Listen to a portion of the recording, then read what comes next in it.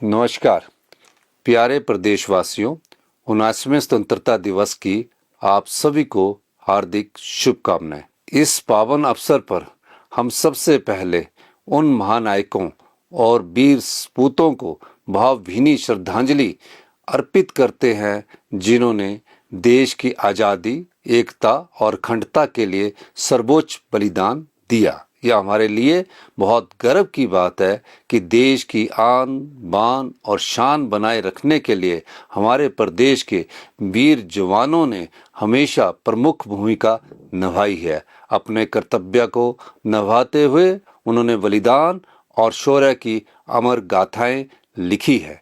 भाइयों और बहनों, यह गर्व की बात है कि हमारे वीर सपूतों को 4 परमवीर चक्र, 2 अशोक चक्र, 10 महावीर चक्र और 24 कीर्ति चक्र प्रदान किए गए हैं। देश का पहला परमवीर चक्र प्रदेश के वीर सपूत मेजर सोमनाथ शर्मा को प्राप्त हुआ था।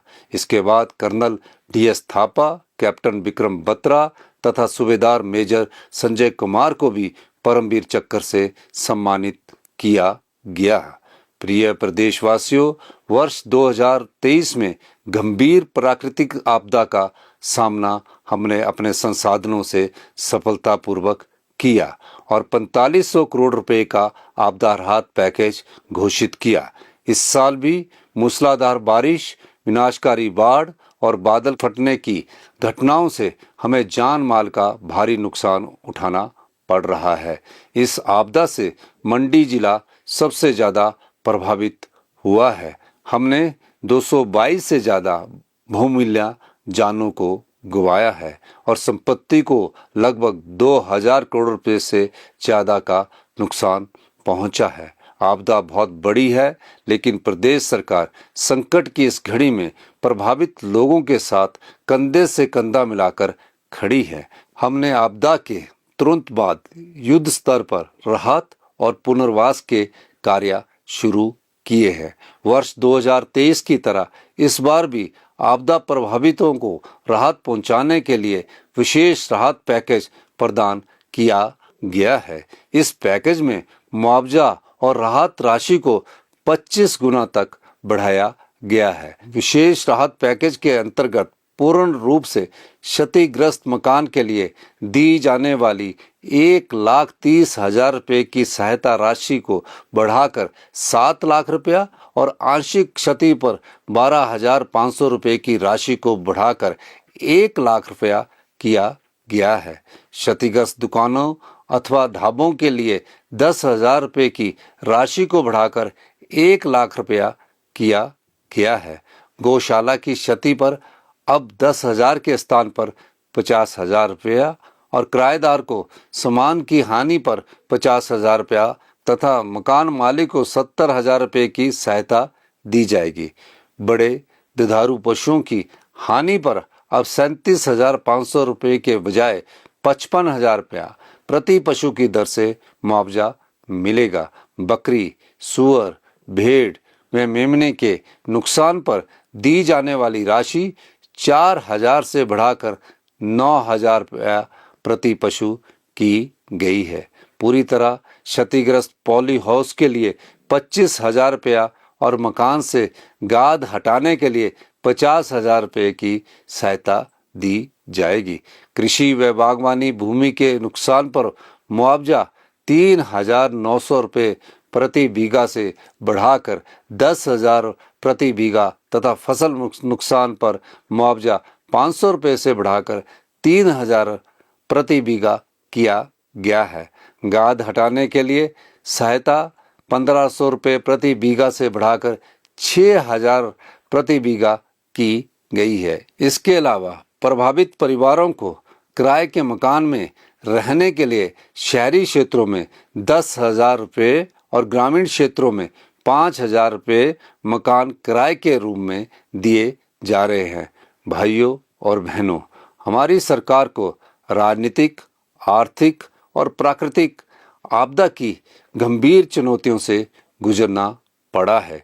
इसके बावजूद प्रदेश को समृद्धि और आत्मनिर्भरता की राह पर तेजी से आगे ले जाने के लिए हमने प्रयास किए हैं, जिनके सकारात्मक परिणाम सामने आ रहे हैं। मैं प्रदेशवासियों का आभार व्यक्त करना चाहूँगा कि आपने हमारी सरकार पर भरपूर भरोसा और सहयोग बनाए रखा है तथा धनबल की जगह जनबल की जीत सुनिश्चित बनाई।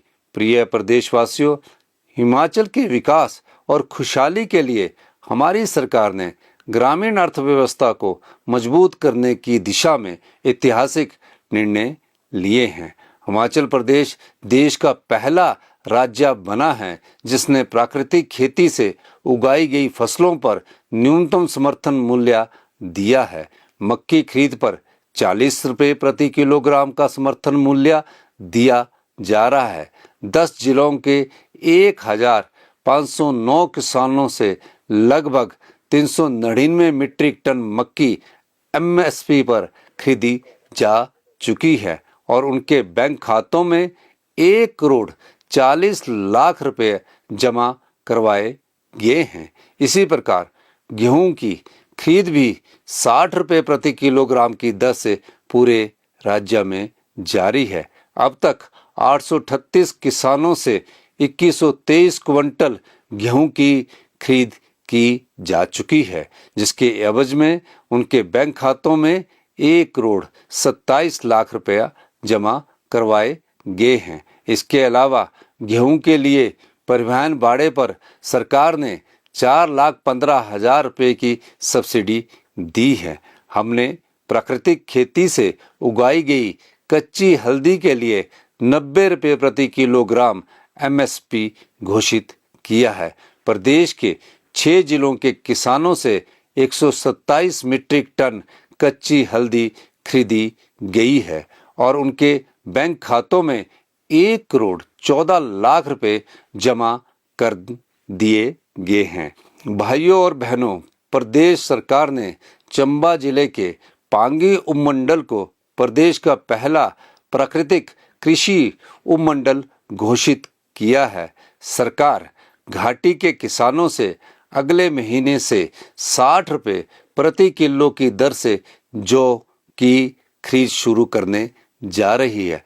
प्राकृतिक खेती से जुड़े 3,06,000 किसानों को ट्रेनिंग दी जा चुकी है। हमारी सरकार ने हमीरपुर जिला में स्पाइस पार्क विकसित करने का भी निर्णय लिया है, जिससे प्रदेश के पारंपरिक मसालों को अंतर्राष्ट्रीय बाजार में नई पहचान मिलेगी। प्रदेश में कुल सब्जी उत्पादन का 20% हिस्सा आलू का है, जिसे देखते हुए सरकार ने ऊना जिला में 500 किलोग्राम प्रति घंटे की क्षमता वाले पोटैटो प्रोसेसिंग प्लांट स्थापित करने का फैसला लिया है। प्रदेश सरकार किसानों के हित में कृषि ऋण ब्याज योजना भी लेकर आई है। हमने प्रयास किया है कि जिस क्षेत्र में जो उत्पाद अधिक तैयार किए जा रहे हैं वहां के किसानों को अधिक से अधिक लाभ प्रदान किया जा सके। प्रिय प्रदेशवासियों, हमने दूध उत्पादन के क्षेत्र में भी क्रांतिकारी सुधार किए हैं। हिमाचल देश का पहला राज्य है जिसने दूध पर एमएसपी लागू किया है। वर्तमान में लगभग 38,400 किसानों से प्रतिदिन औसतन 2,26,000 लीटर गाय का दूध 51 रुपये प्रति लीटर की दर से खरीदा जा रहा है। इसी प्रकार 1,482 भैंस पालकों से प्रतिदिन 7,800 लीटर दूध 61 रुपये प्रति लीटर की दर से खरीदा जा रहा है। दुग्ध सहकारी समितियों को प्रोत्साहन देने के लिए परिवहन सब्सिडी 1.5 रुपये से बढ़ाकर 3 रुपये प्रति लीटर की गई है। प्रदेश सरकार अत्याधुनिक तकनीक से युक्त नए मिल्क प्रोसेसिंग प्लांट की स्थापना कर रही है। कांगड़ा जिला के ढगवार में 201 करोड़ रुपए की लागत से 1.5 से 3 लाख लीटर प्रतिदिन तक की क्षमता वाला state of the art milk processing plant स्थापित किया जा रहा है, जिससे 4 जिलों के 35,000 से अधिक दूध उत्पादकों को प्रत्यक्ष लाभ मिलेगा। इसी प्रकार प्रदेश के अन्य स्थानों पर भी मिल्क प्रोसेसिंग प्लांट का विस्तार और निर्माण कार्य जारी है। पारदर्शिता लाने के लिए किसानों को दूध की क्वालिटी, क्वांटिटी और पेमेंट की जानकारी मोबाइल पर उपलब्ध करवाने के प्रयास जारी है। पशुपालकों से 300 रुपये प्रति क्विंटल की दर से ऑर्गेनिक खाद और केंचुआ खाद खरीदने का कार्य शुरू कर हमने अपना एक और वादा पूरा किया है। भाइयों और बहनों, बागवानों के हित में कई बड़े फैसले लिए गए हैं। पिछले सेब सीजन से यूनिवर्सल कार्टन का उपयोग जरूरी बनाने की ऐतिहासिक पहल से राज्य के बागवानों को अपनी फसल के बेहतर दाम मिलने शुरू हुए हैं। सेब, आम और नींबू प्रजाति के फसलों के स्पॉट प्राइस में वृद्धि की गई है। वर्ष 2025 के लिए सेब की खरीद 12 रुपये प्रति किलोग्राम की दर से की जाएगी। बी और सी ग्रेड के किन्नू, माल्टा और संतरे को 12 रुपये प्रति किलो, गलगल को 10 रुपये प्रति किलो और सिडलिंग, कलमी व कच्चा अचारी आम 12 रुपये प्रति किलो की दर से खरीदा जाएगा। 1292 करोड़ रुपए की HP शिवा परियोजना के अंतर्गत बिलासपुर, हमीरपुर, कांगड़ा, मंडी, सिरमौर, सोलन और ऊना के 28 विकास खंडों में 6000 हेक्टेयर क्षेत्रफल को बागवानी के अंतर्गत लाने का लक्ष्य रखा गया है। फॉरेस्ट मैनेजमेंट और नए फॉरेस्ट में लोगों की भागीदारी बढ़ाने के लिए 100 करोड़ रुपए लागत की राजीव गांधी वन संवर्धन योजना लागू की जा रही है। इससे महिला मंडलों और युवक मंडलों को शामिल किया जा रहा है। प्रिय प्रदेशवासियों, पिछले 2 वर्षों में हमने शिक्षा क्षेत्र में उल्लेखनीय प्रगति की है। राष्ट्रीय उपलब्धि सर्वेक्षण 2025 में प्रदेश देश के पहले 3 राज्यों में शामिल हुआ है, जबकि 2021 में हमारी रैंकिंग 21वें रैंक पर फिसल गई थी। इस साल जारी असर रिपोर्ट में हिमाचल के बच्चों का पढ़ने और सीखने का स्तर देश में सबसे बेहतर आंका गया है। पूर्व सरकार ने राजनीतिक लाभ के लिए चुनावी वर्ष के आखिरी 9 महीनों में बिना बजट और बिना प्लानिंग के 900 से ज्यादा स्कूल और कॉलेज और हॉस्पिटल खोले। वर्तमान सरकार को 1000 से अधिक स्कूलों के युक्तिकरण का कड़ा फैसला लेना पड़ा, क्योंकि इनमें से अधिकतर स्कूलों में 0 एनरोलमेंट हो गई या फिर पहली से 5वीं तक के कुल बच्चे 5 से भी कम रह गए थे। ऐसे स्कूलों को दूसरे स्कूलों के साथ जोड़कर क्लस्टर बनाए गए हैं।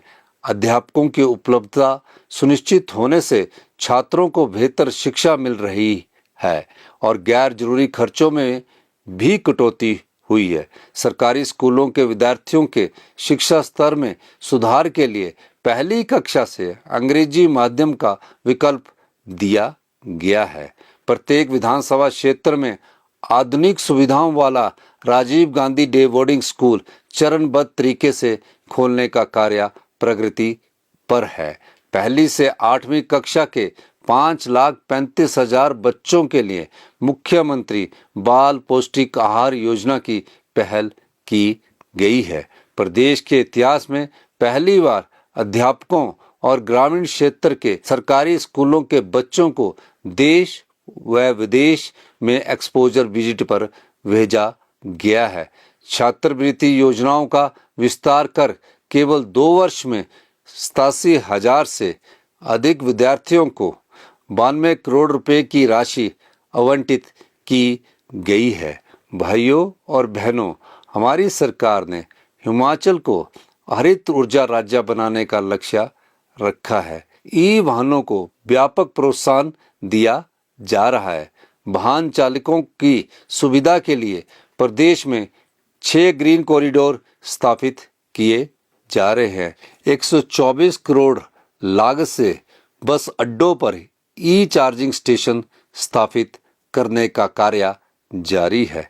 327 इलेक्ट्रिकल बसें खरीदने के लिए टेंडर जारी कर दिए गए हैं। हमारी सरकार ने युवाओं के लिए 680 करोड़ रुपए की राजीव गांधी स्वरोजगार स्टार्टअप योजना शुरू की है। इसके 3 मुख्य अंग है। इसके एक हिस्से में ई टैक्सी खरीदने के लिए 50% उपदान का प्रावधान है। दूसरे हिस्से में निजी भूमि पर 50% उपदान पर 100 से 500 किलोवाट तक के सोलर पैनल लगाए जाएंगे। योजना के तीसरे हिस्से में किसानों को प्राकृतिक खेती से जोड़ा जा रहा है।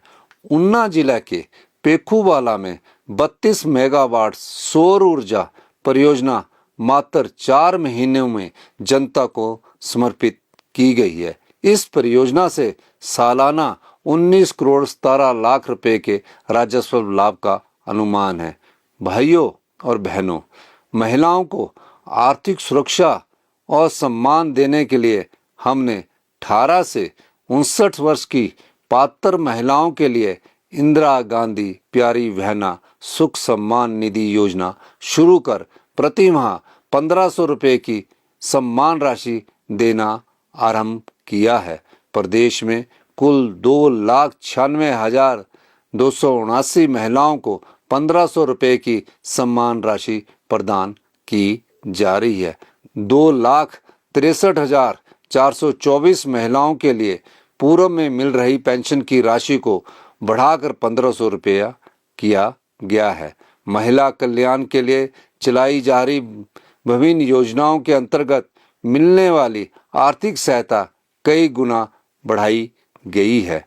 हमारी सरकार ने दुकानों और कमर्शियल प्रतिष्ठानों में पुरुषों और महिला कर्मियों में बराबरी लाने के लिए महिला कर्मियों को शाम 7 बजे से सुबह 7 बजे तक नाइट शिफ्ट में काम करने की अनुमति देने का निर्णय भी लिया है। साथ ही महिलाओं की सुरक्षा का पूरा ध्यान रखने के भी आदेश दिए गए हैं। ऐसी संस्थाओं में कार्यरत प्रत्येक महिला कर्मी को मैटरनिटी बेनिफिट भी मिलेगा। प्रिय प्रदेशवासियों, हम आपको विश्व स्तर की स्वास्थ्य सुविधाएं उपलब्ध करवाने के लिए हर संभव प्रयास कर रहे हैं ताकि हमारी किसी भी रोगी व्यक्ति को इलाज के लिए हिमाचल से बाहर जाने की जरूरत ना रहे।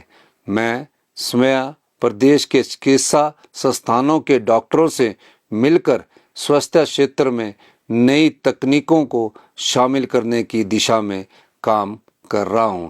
इस दिशा में रोबोटिक सर्जरी की शुरुआत एक ऐतिहासिक कदम है। प्रदेश में पहली बार रोबोटिक सर्जरी की सुविधा शिमला में Atal institute of medical super specialities Chamiyana से की गई है। आने वाले समय में आईजीएमसी शिमला, नेरचौक, टांडा और हमीरपुर मेडिकल कॉलेज में भी यह सुविधा उपलब्ध करवाई जाएगी।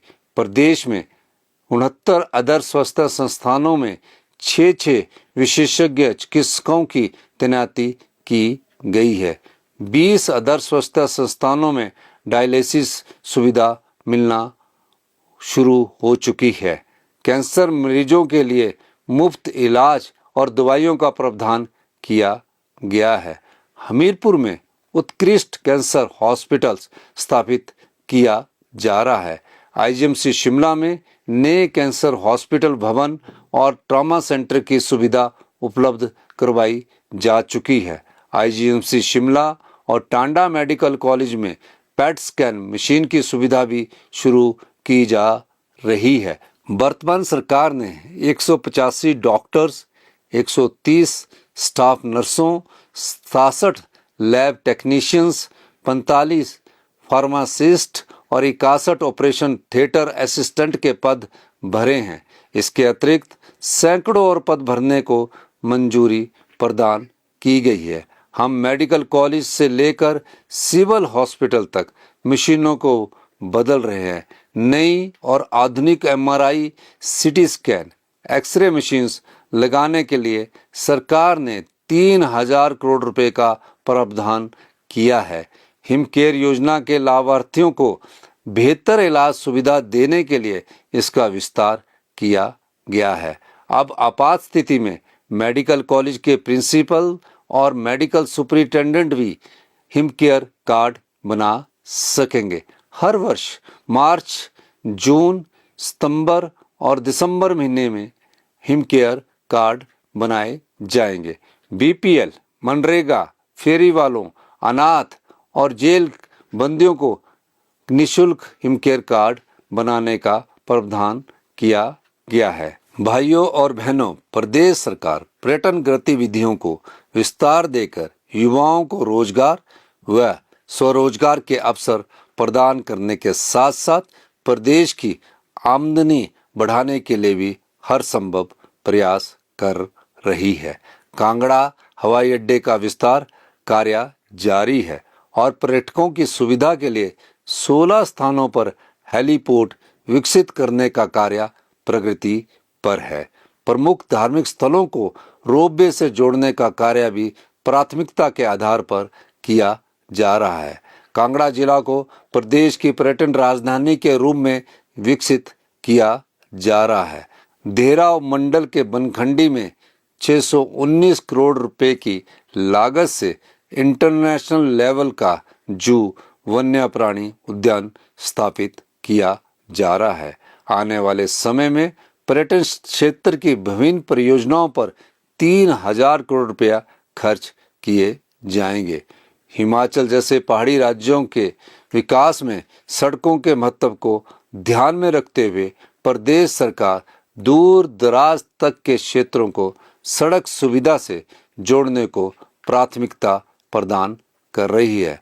2 वर्षों की अवधि में 1584 किलोमीटर लंबी सड़कों और 143 पुलों का निर्माण किया गया है। आजादी के बाद पहली बार शिमला जिला के दूर दराज क्षेत्र डोडरा क्वार की सड़क को पक्का किया जा रहा है।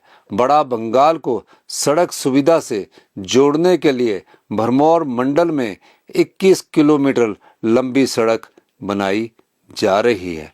प्रदेश के सभी उपभोक्ताओं को 24 घंटे साफ पानी की सुविधा देने तथा पानी की गुणवत्ता सुधारने के लिए ठोस कदम उठाए गए हैं।